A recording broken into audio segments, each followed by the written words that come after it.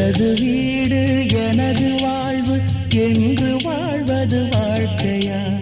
இருக்கும் நாலு சுவருக்குள்ளே வாழ நீ ஒரு கைதியா? தேசம் வேறல்ல தாயும் வேறல்ல ஒன்றுதான். தாயை காப்பதும் நாட்டை காப்பதும் ஒன்றுதான்.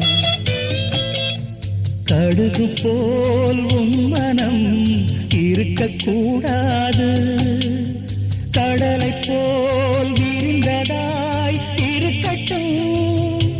உன்னை போல் எல்லோரும் என என்னோடும் அதில் இன்பத்தை தேடோடும். சாதி மல்லி பூச்சரமே சங்கத்தமிழ் பாச்சரமே. ஆசையின் ஆசையடி அவ்வளவு ஆசையடி.